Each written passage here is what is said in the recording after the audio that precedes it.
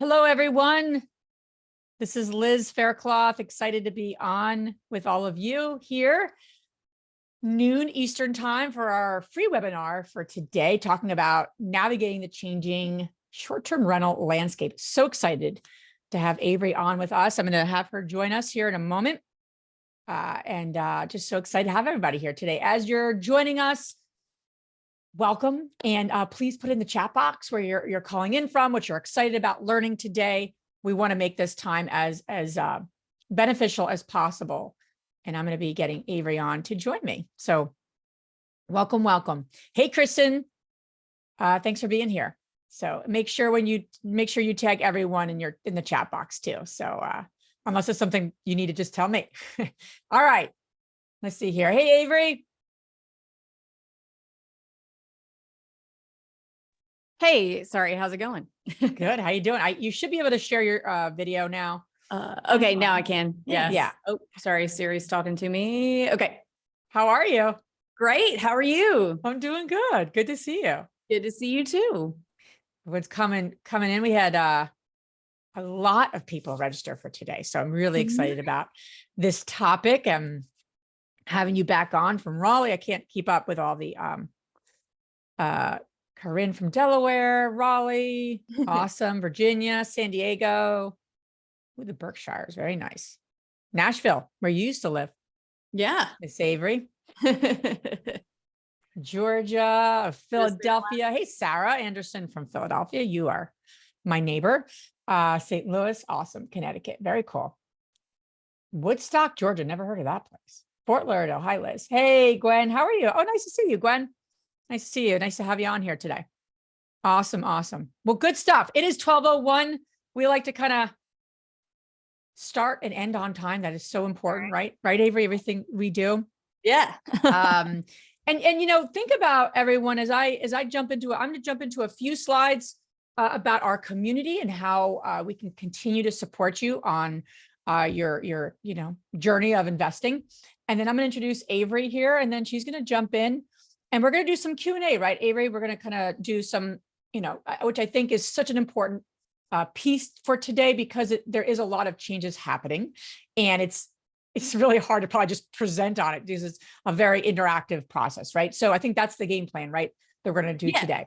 Yeah. And I like for these to be interactive because you just get so much more value than me just talking at you for 45 minutes. So awesome. Well, good stuff. So I always assume everyone's been in our community for years, but if you're new to our community, and this is literally the first event, the first opportunity you're connecting with us, I'd love for you to say hello and put new in the chat box, because thank you for taking time to be with us. Thank you for joining us today. Awesome. So so many new ladies. Awesome. Great to see.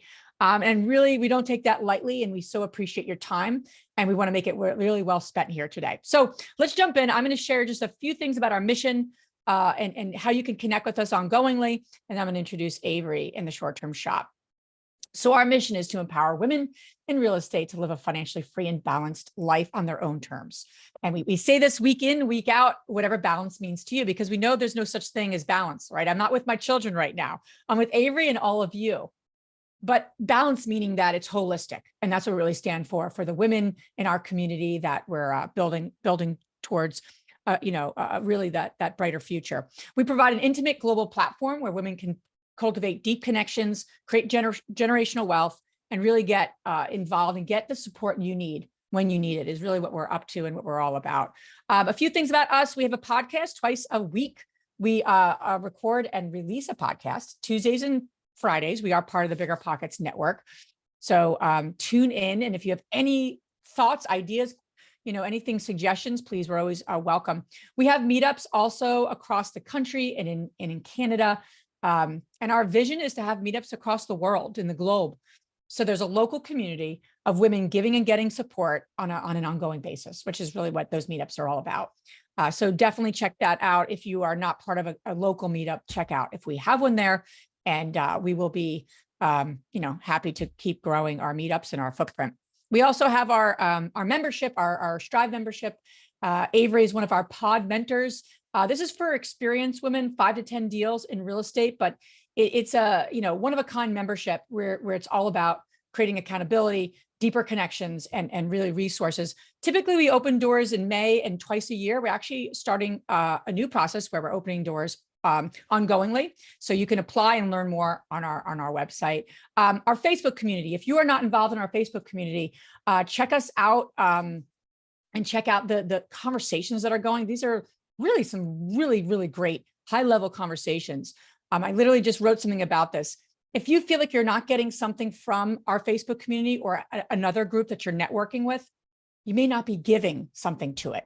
So in order to get something from something you're involved in, like a networking group or a Facebook group, you have to give. So I would encourage you, if you feel like, I haven't really gotten a lot of support from the Facebook community, have you given any support to anyone else? Would be my request and my recommendation. I literally just wrote something about that in an article today. We also have ongoing events like today's event. We also do have an EXP team, which is women that are agents and also looking to invest in real estate. So you could check that out and learn more. Investment opportunities. We are also active investors. We went to go visit Avery and her team, and we're also still very interested in buying something in the Florida market. So we're constantly with you in terms of our own growth, our own investing. And, we also have opportunities where we'll partner with bigger syndicators, and just stay tuned on that. We have different things happening all of the time, but we are active investors along with you. That's important to note. Last announcement before Avery takes the stage here. If you have not heard, we are putting on our annual conference, our once a year conference. It's all about generational wealth, May 18th and 19th. It is quickly, I was going to say slowly approaching, but it's not slowly approaching, it's quickly approaching at this point. We are so excited about this coming up. We've been planning this for over a year. Avery will be there speaking. She's also a very valued and trusted partner of ours and sponsoring our event. If you're not coming, please come. We still have, I invite you to come into the arena. It's going to be at this gorgeous Omni resort. We literally have reserved the entire resort for our group. There'll be 500 people there, and it's just going to be a really, I like to say, a transformational experience, not a transactional one. And this is a picture from last year. So prices are going up April 1. So check it out. We'd love to have you come join us in May. And these are all our wonderful sponsors that are coming along, going to be there at InvestHerCon. And just so excited about Avery being here. She is, like I said, one of our very valued sponsors. She is one of our pod mentors. She's a trusted partner here. So without further ado, I'm going to give the floor to Avery. And got to know Avery. When did we get to know each other? Feels like a long time, but probably just several years. And I forget how we first connected. But what you're going to do you remember? No. I like to go down memory lane. No, what I want to share about Avery is not only is she such an expert in the short-term rental space. She wrote the book Short-Term Rental, Long-Term Wealth right in the back of her arm. She is one of the published authors of Bigger Pockets.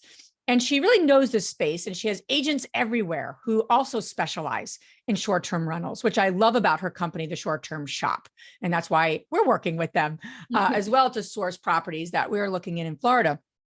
What I love about Avery is that not only is she knowledgeable, not only is she well-versed in what she knows, she says it in such a simple, tactical, actionable way. And I think you're going to get a lot from her today. She's a wealth of knowledge. She gives a lot to our community. And so thank you for being here, Avery. Thank you for sharing about the changing landscape.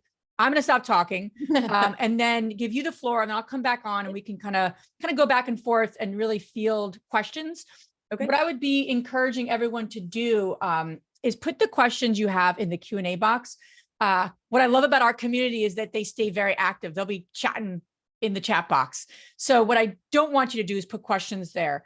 Avery is a wealth of knowledge. This is your time to get your questions answered from such an amazing expert like we have with her. So please put in the Q&A box your questions, and I'll make sure I field them when the time is right. So without further ado, Avery, thanks for being here. Yeah, thank you guys so much for having me as usual. So I'm just going to kind of go over some things that have changed over the last few years in the short-term rental space. And it's really pretty straightforward. So it's nothing too terribly complicated. And then we'll open it up for questions. I really want to keep it conversational again. So it's not like I'm talking at you for 45 minutes. I want to answer your questions because you guys are here probably because you have questions, and I want to be able to provide the most value to you by being able to make sure that I answer those. So how has the short-term rental landscape changed in the past few years? So it's changed quite a bit.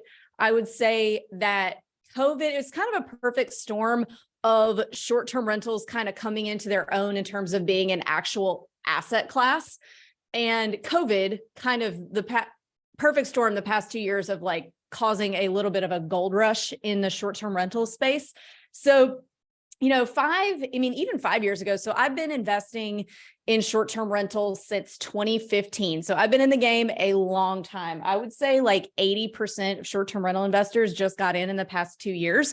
There's nothing wrong with that, but I've definitely, seen it from the very beginning. I was what I guess you would call an early adopter.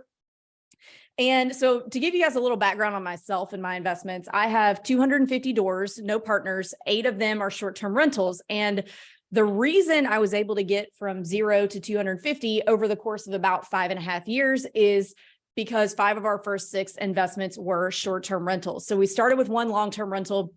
We had just a little bit of money left, and we said, well, what can we buy that's going to make us the most amount of money the fastest so that we can then go buy more properties, whether it's short-term, long-term, whatever. So we landed on short terms, ended up buying our first one in the Smoky Mountains in Tennessee. We were living in Nashville at the time, so that made sense. We just kind of picked it because it made sense in terms of it was the normal thing, still is, for people to go there and rent a privately owned property rather than a hotel room. So that made sense for us because we didn't want to invest in Nashville because it's so anti-short term. And we could afford it at the time. So those were our 2 criteria: was it's normal for people to go rent a house or a cabin there, and we need to be able to afford it. There weren't all of these influencers and all these courses and all this education back then. We kind of just had to figure it out. Anyway, it's not about that. Just kind of giving you some background about how long I've been in the game and everything that I have seen. So the way that things are changing. So during COVID, everyone could afford to buy a property because the interest rates were so low. And because single family short-term rentals are easier to finance typically than commercial like apartment buildings, you can just go to any mortgage broker and get a conventional investment loan and buy a short-term rental. It's the easiest way to get in the game to scale the fastest. And with interest rates being very, very low in 2020, 2021, and the beginning of 2022, it was the easiest way for a lot of people to get into real estate investing. Now, the problem there was there are a lot of people who got in that really didn't need to be in the space. And what I mean by that is people who weren't necessarily looking at it as a business or as an investment, people who are, it's really easy to look at, buying a beach house or buying a mountain cabin as kind of a vanity project of like, hey, friends, look how cool I am. Do you want to come stay in my mountain house or in my beach house? It's a lot more fun to go, buy beach houses than it is apartment buildings in the Midwest, for example. So a lot of people got in that were kind of looking at it as a vanity project to kind of be like, hey, look at my great design skills. Look at this cool house I can afford. I'm putting it on Airbnb, y'all. Look at my business. I'm an entrepreneur. So people investing for the wrong reasons, not looking at it as a business. And then during that kind of COVID occupancy boom, there were a lot of people who kind of got spoiled with being able to just buy any old thing and slap it up on Airbnb and make money without really having to pay attention to it, when that really was not real life. It wasn't real life before COVID. It's not real life now. It is a business, and you do have to pay attention to managing the property. You do have to get in there and tweak things a few times a week. So we're definitely seeing the people who are feeling the pain right now, I think, are people who just got used to not having to really do that work. And now that it's kind of back to normal and you do have to go in and tweak your pricing and tweak your photos and things to bump yourself back up on the list, on the listings list on Airbnb, I think a lot of people aren't used to that. So we're not really seeing a slowdown. So everybody's saying Airbnb bust, Airbnb bust. It is not. First of all, it's not possible for an entire asset class across all markets in the country to be what's called oversaturated. I think it's just called saturated, by the way. Oversaturated is a redundancy, but what do I know? Anyway, So a lot of people are saying, oh, it's oversaturated. I saw somebody on Facebook the other day say, hey, I've got $100,000 to invest in short-term rentals. Where should I invest it? Somebody else put Florida underneath, and underneath that, somebody else said Florida saturated. Like, you're telling me the entire state of Florida is saturated just because there's a lot of short-term rentals there? So I think a lot of people are misusing that word a little bit, because saturation and just there being a lot of rentals in a market are not the same thing. So for example, if you look at the AirDNA numbers for how many properties there were in my zip code in the Smoky Mountains in 2015, according to AirDNA, there were 800. According to AirDNA, last year in that same zip code, there were 8,000.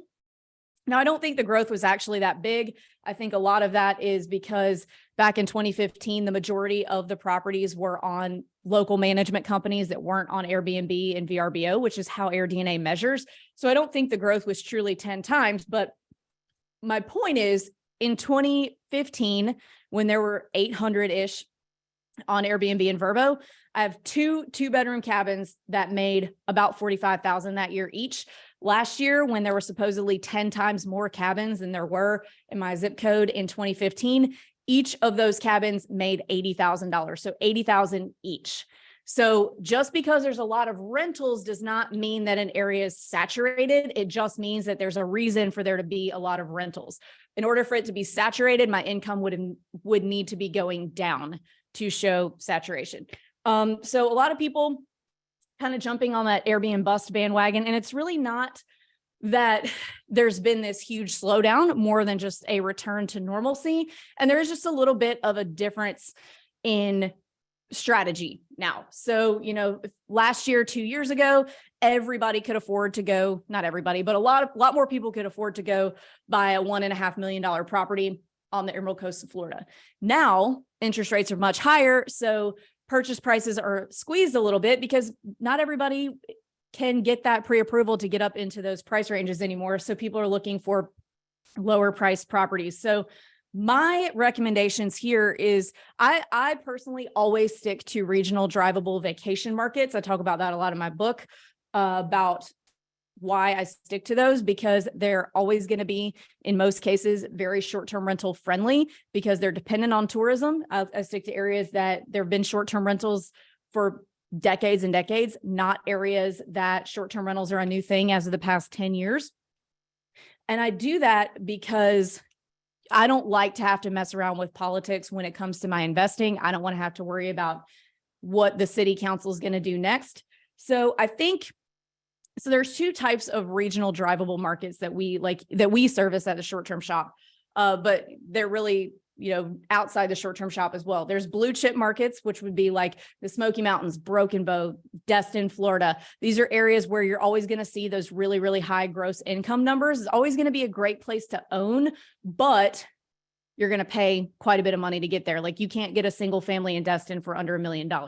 So the way things are now, as things have shifted and we've got higher interest rates, and it is a really good time to buy because there's less competition in the market, but because those interest rates are higher, we're seeing people want to spend less money. So I would recommend pivoting over to what I call an emerging market rather than a blue chip market.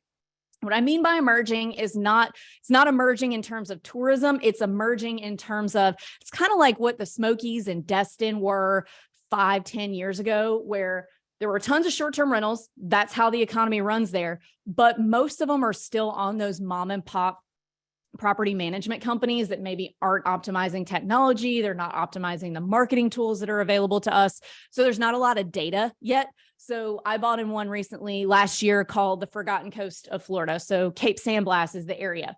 So everything on Cape San Blas is a vacation rental, always has been. But there's very little data on AirDNA, which there's other places to get data too. I just keep saying AirDNA because that's the easiest one that we all have access to. There's not a lot of great data there because most of the properties, I would say 80% of the properties on Cape San Blas are still on 2 to 3 very archaic, like dinosaur property management companies that don't use Airbnb and VRBO. So the tourism is there, the volume is there, but the optimization of management is not. So that's what I mean by emerging markets. A few other examples of those. So like Cape San Blas, the Forgotten Coast of Florida is one. Shenandoah, Virginia is one. We're opening an office there next week. The Western North Carolina mountains, so like the high country of North Carolina, Boone, Blowing Rock, Banner Elk.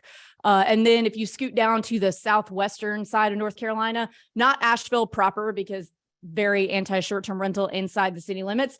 But if you go to places like Waynesville, Bryson City, that are just on the other side of the Smoky Mountains from Gatlinburg, a lot of those areas are those emerging markets where there's always been short-term rentals, but they've always been run by kind of a backwards, I hate to say backwards, old school mom and pop outfit that isn't properly optimizing technology. So there's still a lot of opportunity out there in terms of buying short-term rentals. You just kind of have to know where to look. So I recommend those emerging markets. And I also recommend, a lot of people I think miss good deals that are right under their noses on the MLS. So what I mean by that is that same house that I was talking about that I got in Cape San Blas, I got that for $75,000 under asking at the height of the 2021 craze. And the reason I was able to get it for that is because the listing agent took really, really terrible pictures. They were like flip phone pictures. The house was actually being lived in. It wasn't a vacation rental at the time, but it was a mess. Everything was really dark. And I just happened to open it and click on it because I had passed by it recently. And I saw that the house was only built in 2019. So how bad could it really be? The pictures were bad. They made it look like a hoarder house. But I thought, well, it's basically brand new construction. It's only 2 years old. And so we went and looked at it, and it was a 3-bedroom, and it was listed for $899. We were able to get it for $825. And also there was a partially finished basement. Well, it's not a basement because everything's on stilts, but main level room and a half bath that was just being used as a big, huge laundry and utility room. So all we had to do was clean that up, paint it, and then finish out that half bath to make it a full bath. And now it's a 4-bedroom, one house back from the beach. So not only were we able to get that discount because we were willing to dig into something that other investors were just kind of passing by because the pictures didn't look good, but we were also able to find that value add to boost that appraisal value anyway. So emerging markets, looking at properties that have been on market for a while or have bad pictures or things like that. And then also trying to find that value add piece. So value add, I think, is very important right now. I don't think we're going to see too much more of a dip in values, maybe a little bit more, but having a property where you're able to boost that value definitely kind of insulates you from any equity loss. Like I said, I don't think we're going to lose much more, but prices have gone down over the course of the past year. So that's something to keep in mind. I guess we'll go ahead and start answering some of these questions in the chat. I've got a few more points I want to make, but I have a feeling that some of these questions will prompt those. So yeah, make it a little more organic. Sure. And that's great advice. Especially with the emerging market. I'm just looking at some notes, emerging market versus that, established blue chip market. I would say the same for multifamily investing or for other niches. I think that's just the play because you're going to get opportunities that not everyone's looking at, right? So wherever all the eyeballs are going is where prices have been driven up. I think that's just a great recommendation for most niches, if you will, not just short-term rentals, Yeah, and I think you make a really good point by bringing up multifamily because multifamily has been around for a really, really long time. And short-term is kind of like new as of the past 5-ish years. And a lot of people are like, oh, there's no good deals anymore. There's no good deals anymore in short-term. When that's not the case. It's that 5 years ago when not really many people were doing this. Yeah, there were 1,000 deals laying around on the MLS that are going to make 50-60% cash on cash return. Yep. That aren't there now because it's establishing itself as an asset class. I mean, when you're looking at multifamily, you're not looking for whatever's out there that has the best cap rate now. You're looking for you're looking for the opportunity that you can add the most value to boost it yourself. So I think that we're just kind of catching up with the other asset classes in that way. Yeah, that's a great point. All right, so let's knock these down. We got a bunch in the Q&A, and then we have people putting questions in the chat box. If you could put them in the Q&A box, that'd be great because I really want to feel there's a couple hundred people on this webinar. I really want to make sure I get to everyone, or at least we're going to knock down as many as we can here. Actually, RJ's asking a really good question, basis of what you were saying. Who do we get to manage property then in those emerging markets if the PMs are archaic? That is a really good question. Yourself, because there is no manager in the world. In most cases, well, let me back up. There's a time and place for property managers in short term. I self-manage all 8 of my short terms. I'm the multifamily and the long term, totally different. Yes, I have managers on those. But 20 to 25% is the average cut of your gross that a property manager in short term takes. So for 8 properties last year, to give you some perspective on that, I would have paid somebody between $200,000 and $250,000 for a $35,000 a year gig. Mhm. So if you are someone who's doing this for the reason that I did, which is to really build that cash flow faster so you can scale faster, a property manager is probably not the partner that's going to help you get there. You're going to need to self-manage to get to that point. Yeah, makes sense. Yeah, great advice. So best advice for promoting my STR. Helena is asking that in the chat box. I'm sorry, in the Q&A box. Gotcha. So I would start, if you're brand new, just start with Airbnb and VRBO. Those are the 2 main OTAs. Eventually, you do want to get yourself set up with a direct bookings website, but I would just start with those 2 first. So you start getting some reviews rolling in that you can then take screenshots of and put on your direct booking website. If a direct booking website sounds like way too crazy for you, there's a company called Boostly that will do it for you. But all of the property management software that you use to self-manage. So there's several different ones. We use Hospitable. There's also Guesty for hosts, OwnerRez. All of those property management software platforms will have a function for you to plug in a direct booking website. You just have to build the website. But I would start with the 2 major OTAs. Don't complicate your life prematurely if you're new. Yeah, makes sense. I know that it's suggested to begin with a property nearby so you can maintain boots on the ground, but I'm more interested in looking in other geographical areas. Is it possible with someone new to this world? So is looking at maybe out of state or not close by possible with, especially if you're going to manage it yourself? And, what are your thoughts around that?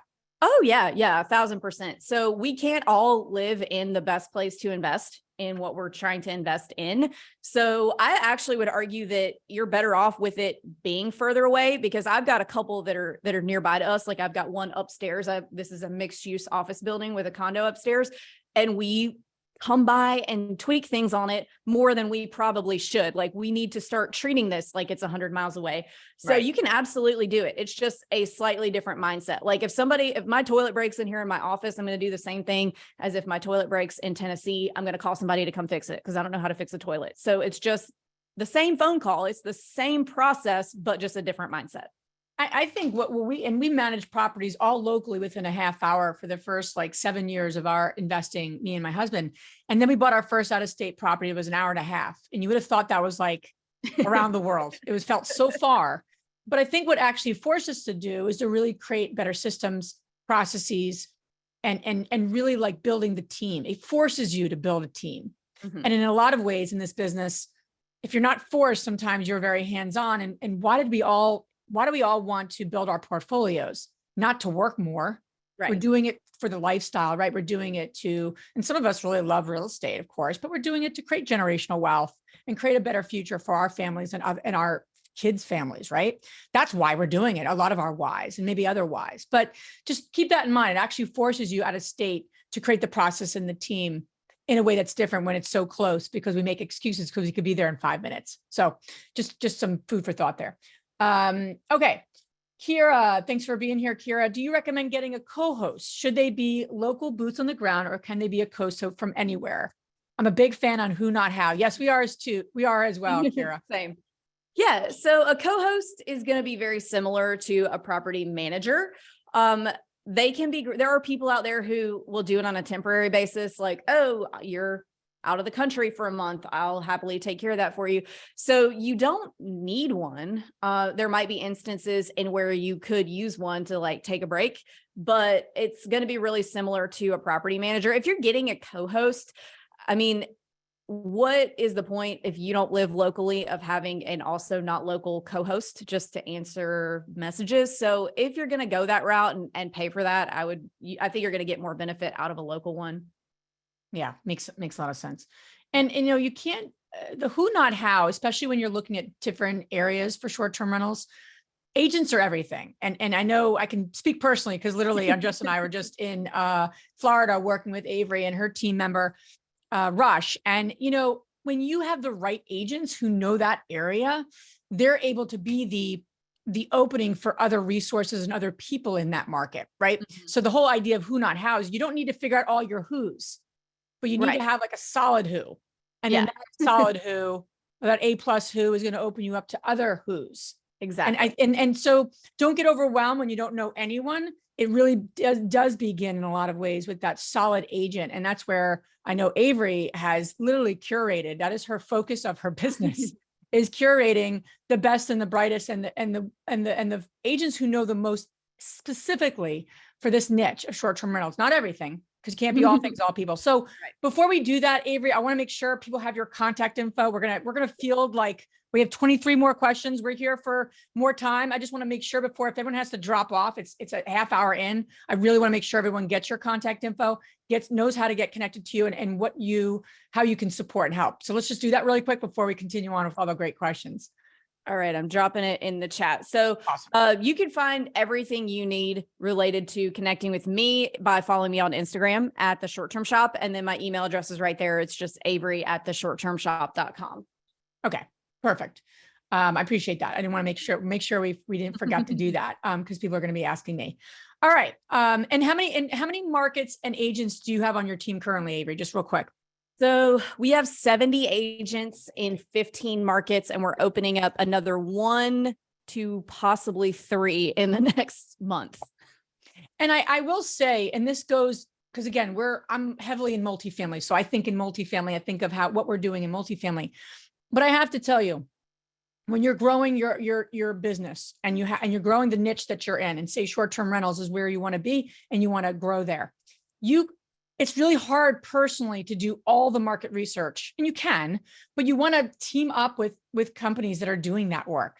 Avery's already opening an office in emerging markets, or a company like hers. That's who you want to talk to and understand. Why are you doing that? Why are you putting all that money into opening an office? That's not going to be $0 for Avery. So she's doing it for a very smart reason and a researched reason. Same thing with multifamily or self-storage.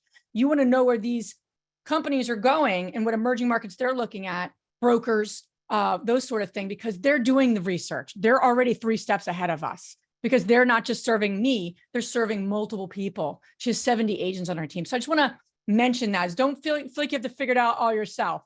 That's why we are creating the team and the who, not how, versus us just having to figure it out ourselves. So I want to mention that. All right, let's go back to some questions here. All right, Christy, you got 2 here. So I'm going to ask both. Do you stay in your own short-term rental for vacation? Are there things to consider when buying a property as a personal rental that we can then STR to break even? So yes, I stay in some of them I don't. Like so we've got 5 in the Smokies, and there's 1 that we stay in because it's set up right for having 2 toddlers, and there's we put a playground in there and a bunch of other stuff. So and then there's 1, the rest of them are like within 20 minutes of where I live. So no, but there's our place in Cape San Blas. We do go stay there, and that's like a big fishing area. So Luke likes to fish and take the kids fishing. So we do stay there. I don't recommend doing that for, too many weeks out of the year, but we'll go, once or twice. Are there things to consider when buying a property as a personal rental that we want to STR to break even? Yeah. So that's an entirely different strategy. They call that a lifestyle asset when you're buying for yourself, but you're renting it out to just put a dent in its own expenses, rather than you don't care what it is and you're buying it to cash flow. So yeah, it is a little different strategy. So in that case, you would want to buy something that's more about, personalized to you, rather than if you're doing it for cash flow, you want what the majority of people are going to want. And things to consider, I would just, make sure that it is still rentable and don't get too personalized to you, but you also need to have a goal for that. So if it's not making you money, are we paying it off at some point? Is it paying for itself just until the loan is over with and it's paid off? So there are a couple things that you want to think about in terms of, what you want to be yours only and what you want your guests to have access to as well. Makes a lot of sense. All right, cool. Holly, hey, Holly, one of our Strive members. Are you seeing income per property down at all? I read that while bookings are at a all-time high, the sheer number of available units to rent is reducing the income per cabins now. What are you seeing? So no, at least not in the Smokies. So when we first started, I had two bedrooms and one studio. The studio did 25,000 a year and the two bedrooms did 45-ish a year. And last year the studio did damn near 70 and the other two did closer to 80, a little over 80,000. So we're seeing actually almost double than when we started. So I'm not seeing any, and keep in mind too, there's a few data people that we've had on our podcast recently that, a saturated market doesn't mean that everyone is making less money. It means that the bottom 25% are going to be feeling that a lot harder than anyone else. And it is not hard to be in that top 25%. All you have to do is make sure that it's cute, clean, comfortable, and that you're optimizing technology in your management. For example, so we went on vacation to Whitefish, Montana 2 weeks ago. And we stayed in a really badass condo. Like this was easily a $2 million condo. It had heated floors. It had heated toilet floors. Seats. Wow. Yeah, it had those Toto toilets in every single bathroom. What's a Toto toilet? Oh gosh, they have like 7,000 buttons and they're heated and they have the whole bidet thing. There's like, they do all kinds of things. They'll like, run your short-term rental for you. But there's like 1,000 buttons on them. They're really expensive. And so it had all this, and it was like stocked better than any short-term rental I've ever seen. It had like Tupperware. It had everything you could possibly need. And I noticed that they weren't using any kind of property management software. They weren't using any pricing tool. They were manual pricing. And we went the week before, like the wave of spring break week started. So we went the first week of March. They had 0 bookings for all of March because they were manual pricing and they weren't using a pricing tool that, reads all the algorithms and all the history and everything and other bookings to price you appropriately. They have no bookings for the rest of the year in a $2 million beautiful house. So just because it's a beautiful, nice place doesn't mean it's being run well. So you can have a mediocre even, or just like I call it the 3 C's, cute, clean, comfortable place to stay, and be outperforming properties that are much nicer than yours just through your own management. So in a time when things are slowing down a little bit, your management's really important. And also I want to point out too, that like, it doesn't matter how long you're in business and anything, whether it's managing a short-term rental, whether it's owning a restaurant or whatever, you're only going to have one best year ever the entire career. Even if you have 50 years of running a short-term rental, you're only going to have one best year ever. And a best year ever followed by anything other than a best year ever is not like the entire market's gone to hell. It's just normal business fluctuations. And, if you're investing for the long haul, you're going to come out ahead. It's just, you might've made more. So for example, we made a certain amount in 2019. We made more than that in 2020. We had made more than that in 2021. And we made like 2% less than that in 2022. And now we're already up year to date over what we made year to date in 2022. So, it's still trending upwards. Like, yes, it's not as much as 2021, but it's more than it was in 22 already. So.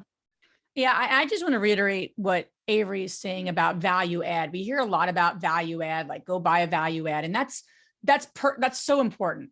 But when we think of value add, it's not just with what we can see. It's not just the exterior of a building or the interior of the building. It's actually how the property is being managed.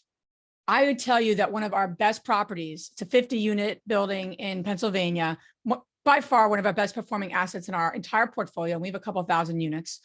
So we have a lot of assets. I would say it's one of my favorite properties. And the property needed a little bit of work, but it mostly needed an upheaval of management. And what I mean by that is just because you have a short-term rental, a vacation rental right on the beach, or you have a 50-unit, you don't think, oh, how's that being mismanaged? It's what we can't see is sometimes the greatest opportunities. And so start to just watch how buildings are being run, how they're being marketed. This property a woman was going around asking for rent. That was how they collected rent. This wasn't 20 years ago, right? This is 5 years ago. So I say that because there's so many mom and pop run vacation rentals. on the beach, and you'd think, oh, right on the beach, this is professionally run. Not necessarily. Mm-mm. So the bigger sometimes is definitely not always being run professionally.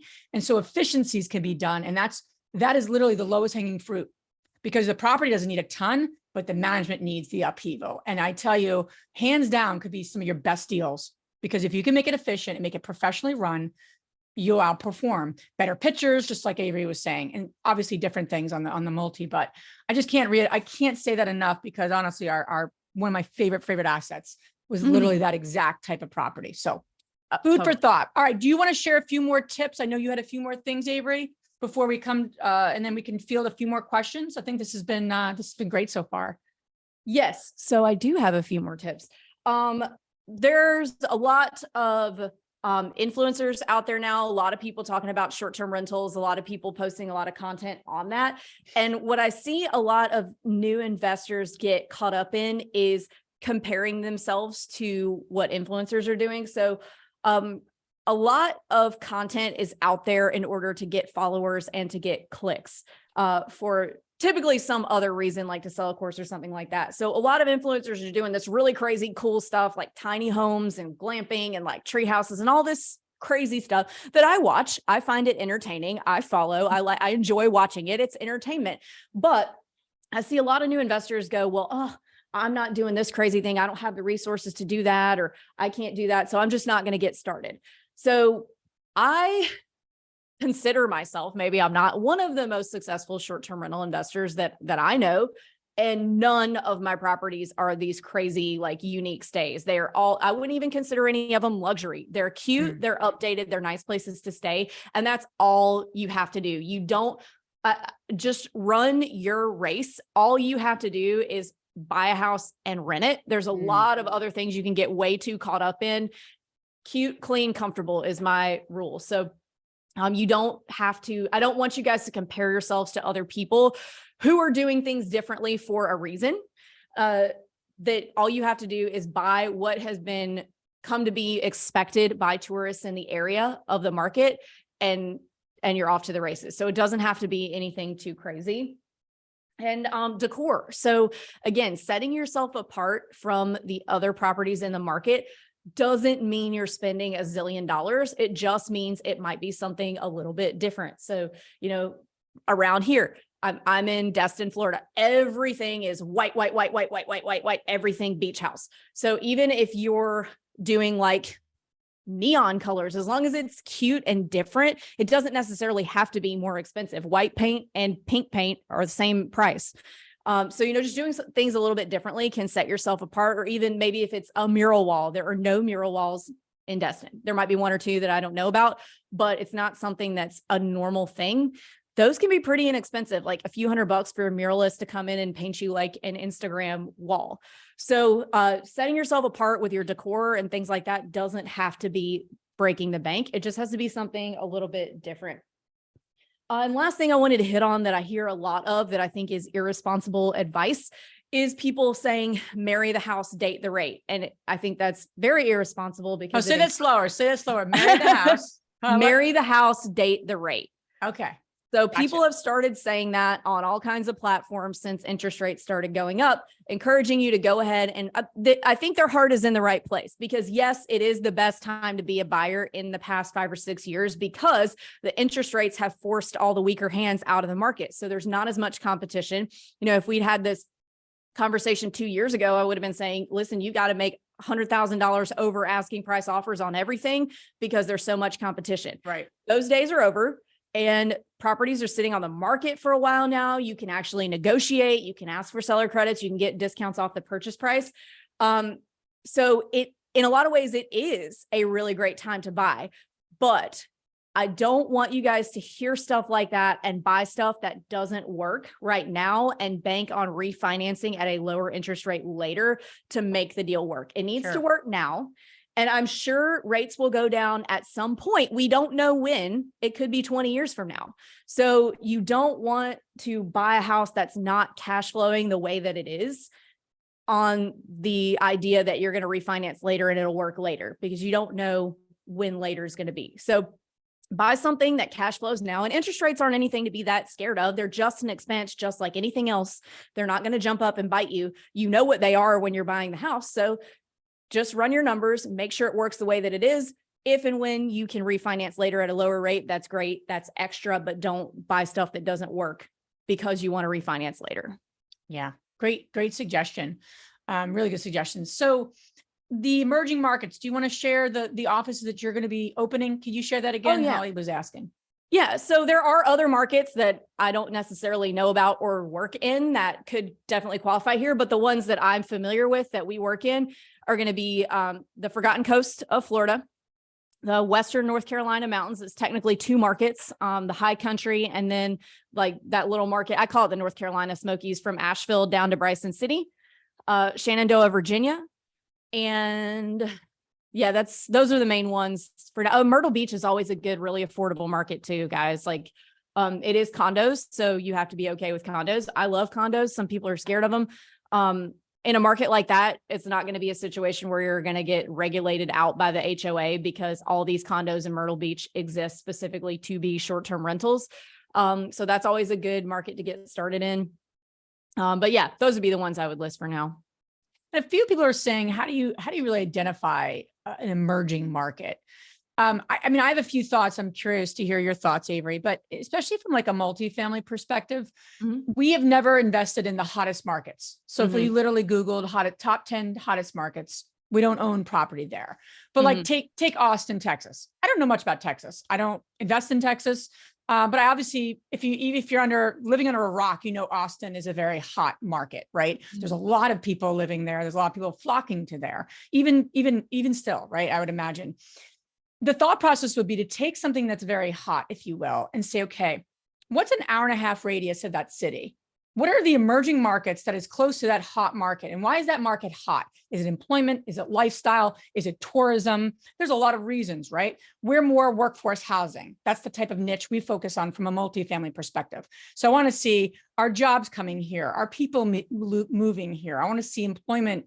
I want to see job growth. I want to see diversity of jobs. That's stuff that I look at on the multifamily side. On the short-term rental side, tourism, right? And Avery would speak to more of that because I'm newer to the short-term arena. But my point being is that, you know, emerging markets, you never want to be the first one in that market. You don't want to be the pioneer unless you have a lot of money behind you. You want to be behind you want to be behind the company who just invested in the coffee shop and is putting up a building of 200, whatever. You want to be behind these people and you want to watch supply and demand. And this is a longer conversation for another day, but I'll just say, if you literally start to watch these hot markets and what's happening around them, people are getting outpriced in the hot market. Where are they going to go? They're going to go within an hour and a half to 2 hour radius if they're from an employment perspective. I'm curious to get your thoughts on how what I'm saying is different from a short-term rental perspective. So I think that could be applicable, but please tell me. Yeah. So the way that I kind of look at it is, I would say, think of somewhere that you maybe went growing up or as an adult where you stayed in a short-term rentals before Airbnb, where you stayed in a cabin or a lake house or a condo or something like that, rather than a hotel, and kind of go from there. So like Shenandoah just became a national park like last year, 2 years ago. And areas like that. So I like to look at places where there's something to do. Why are tourists going there? Is it a lake like, you know, within a few hours of Dallas, or, you know, the Smoky Mountains are within 3 or 4 hours of a lot of major cities. So I would say national parks, lakes, beaches, rivers, things like that. And these are just areas where a lot of the investors haven't caught on yet, because I don't like being a trailblazer. Just like you said, I have no interest in trailblazing. And a lot of short-term rental investors are like, no, I want to go where there's no short-term rentals. Well, if you do that, you're going to have a hard time finding a cleaner. You're going to have a hard time finding a handyman, stuff like that. So I like places where it's like, okay, yeah, everything around here is a short-term rental. So that infrastructure is there. But when you look at, like, even when you're just driving around, you can see they'll all have these property management signs, like you saw it, Liz, when you were here. And this is a pretty evolved market. Like every single property will have a, like a beach life vacation or whatever property management sign. And if you go on Airbnb and VRBO, those properties are not on there, just because over the course of the past 50 years, a lot of the short-term rentals have always been an asset class, but it just wasn't really something that made a lot of sense from an investment standpoint because you had to pay a property manager. Like when I first started investing in the Smokies, the average property management split was 40%. So we didn't do that because we needed our 40% so we could buy another house. Yeah. So there are a lot of markets out there that are regional, drivable, like, where do you live? Ohio? Check out Hocking Hills. Do the numbers make sense there? Like places that a lot of people go on the weekend. Atlanta, people go to Blue Ridge. North Carolina, people are going to the North Carolina mountains or they're going over to the North Carolina beaches. So there's just a lot of little places that you can kind of find based on where you kind of grew up going. Yeah, absolutely. I love that. Jamie's asking, so I'm going to field a few more questions here. I'm finding it tough to balance value add versus how long construction things seem to be taking these days. Nervous about having the property out of commission to reno, not being able to rent it during that time. Good point. I know you're doing some new construction, Avery. So what are your thoughts there? Yeah. So value add doesn't necessarily have to be appraisal value add. It can be income value add. So, it doesn't have to be a big construction project. It can kind of be what Liz was talking about earlier, where it's just been mismanaged. Maybe it had bad pictures on Airbnb before, if it's been on Airbnb, or maybe it just needs a coat of paint and some new furniture.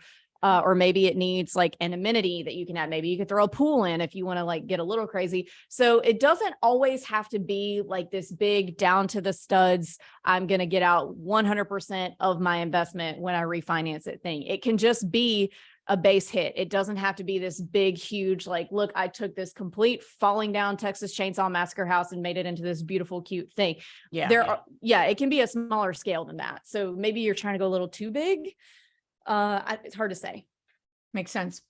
All right. Another question here. Any tips on finding old dinosaur property management companies? Wendy is asking. That's a good one for you to have a really good agent in the market who's really plugged into that. So like, for example, in the Smokies, there's one that I won't name because I don't want to embarrass them, but you have to, if you want to show a house, like a cabin that's on their program, it's for sale, you have to drive to their office, which could be 15 miles, which on mountain roads could be an hour from the property. You have to go pick up an actual key with a big thing on the end of it and take your client to look at the property and then bring the key back. And they can't even, so like knowing that something like that exists, well, I know that these people are not optimizing. I know that there's a lot of things that they're missing and leaving money on the table because they're making us use this dinosaur key thing. There's another one like around here in 30A, there's one that every single like rundown house has this property management company sign out front. So I went and looked one time. I'm like, man, all these houses are like not really taken care of. These people probably own them for like 30 years. Maybe let me send some mail and see if these people want to get rid of it. And I couldn't even get the website to load right so I could see all of their properties. So wow, it's really where like a local expert will come in. And that is such an opportunity, right? And because then you can really either streamline it yourself or do some, you can, like you said, self-manage, which is what I know you highly recommend. You even teach your, the folks that buy property, I know you do a ton of education, and so many of the other people that are out there, influencers have a lot of them have learned from you too. You're the pioneer here. But in terms of like how you support the folks that buy properties with your agents, do you mind speaking about that, Avery? Because I think it's really unique about what you offer and how you support. Yeah, totally. So if you buy a house with a short-term shop agent in any of our markets, we teach you all this stuff about how to self-manage a property. So everything from how to set up your Airbnb and VRBO listings to how to use the property management software to how to use Price Labs, all the way down to helping you find your local boots on the ground like cleaners and handymen. And we do that while you're under contract still. So by the time closing day rolls around, you know what you're doing and you're ready to go. So you're not like floundering around trying to learn stuff while your property sits empty. So we do that for all our markets. Love it. Perfect. That's great. And it's so important because when you're new to this, you have to optimize your management and you don't know what you don't know. I'm going to take one more question. And then we're gonna wrap a little bit of just your last thoughts, and then we can kind of let everyone go on their day here and make sure everyone has your contact info. Kira, you're asking, and this is probably a really good one for today's market, because it is a changing landscape. For those who already have properties, how should we be managing them differently in this new market? That is a really great question. So you just pay attention to your calendar. If you've owned them for a while, then you know when your slow times are, you know when your high season is. So I had a lot of people this time last year, like when May came along, freaking out because, oh my God, my property's not getting booked. I'm like, guys, in a normal market, May's slow because you're right between spring break and summer. Nobody's traveling, but it wasn't like that in COVID. So everybody like lost their minds. So you know when your slow times are, when high season is. So you're going to know if your calendar is kind of looking weird, like, hey, you know what? It's getting to be second week of May. I don't have any June bookings yet. I need to make some tweaks here. So I would recommend at the very least weekly going in and changing, updating your listing, whether you're just like changing around the order of pictures or maybe changing the price a little bit, but just, this isn't proven, but I do feel like the algorithms, I don't feel like, I know they do, but no one will admit it at Airbnb or VRBO. They reward you for spending time on their platform. So go in there, change some things around, and you will start getting bookings. So just paying attention, being vigilant, and paying attention to your calendar and not waiting until like, oh, I haven't had a new booking in 3 months before you start doing something. It needs to be weekly. I think that's such a good point in general, because so many times we've been sold the bill of goods that real estate investing is passive. And it's like, once you buy the property and you're set, even if you have a property manager, you're set for life and you're good. Like, there's nothing that's furthest from the truth. Just because it's passive income, it's not passive in and of itself. You still have to manage the manager, manage it, whether it's, you don't want to be doing it daily, but you still have to manage it. We're looking at our assets so differently. When is it time to buy? When is it time to sell? And as investors, it's our responsibility to have a regular practice that we're actually looking at our portfolio, or our portfolio that we're building, or the portfolio that we want to build, and say, what do we need to do differently to maximize my return in this market? Because you can't control the market, but you can optimize in a market. And that's on you to do. No one's going to do that for you unless you have someone that's, operationally doing it for you. But often we're the owners. And even if you have a property manager, we have property managers for all of our properties now. There's still a strategic value in that, and saying what's working, what's not, what's going up, everything, all the key performance indicators. So I would highly recommend that. Do it on a monthly basis, weekly basis, like Avery's saying, that you're ahead of it, not behind it. Because that's when you get into trouble and go, I'm losing money the last 3 months. That's not when you want to figure that out. Because now it's going to be 2 more months as you course correct. Yeah. So, and that's why it's so important to be plugged in. Avery, you also have a podcast. Can you just share that real quick with everyone? Yes, I have a weekly podcast called The Short Term Show. And also that one's more just hearing other investor stories. My husband, Luke, actually started a management intensive, more technical podcast probably 2 months ago, called The Short Term Rental Management Show. So definitely check his out too, if you are interested in like optimizing your management, like we've been talking about. And share with everyone where they can find you. I'm putting in the chat box too as we wrap here. Yeah, so you can find me. Instagram's probably the best. It's called @theshorttermshop is my handle. Awesome. I just put her information in there again. Avery, thank you so much. What I think you got a lot from Avery is that she just wants to give support, and she has a thriving business that she can really support you with if that serves you. And she just knows a lot about this space. And versus what you're going to read on a bunch of articles, she's in it. She's literally, in the business every day, day in and day out, and growing her business in today's market. So those are the people you want to listen to, not people who have bought a short-term rental 5 years ago and they're not doing anything. That's not who I want to listen to. So this recording will be available for everyone. It'll be on our blog page. Come meet Avery at InvestorCon. I can't wait to see you, Avery, in 2 short months. Avery will be speaking. Avery will be there as one of our valued sponsors. Check them out. She's doing such great things. So thank you again, Avery, for being on today. Yeah, thank you so much for having me. Appreciate it. Everyone, do something with what you learn. Take one bit of advice, one action step. Do something with what you got from today and put it into action so it moves that needle for you, or share it with someone. And thanks for being on today, and we'll see you on our next event. Avery, thanks again, and thank you, everyone. Bye, everyone.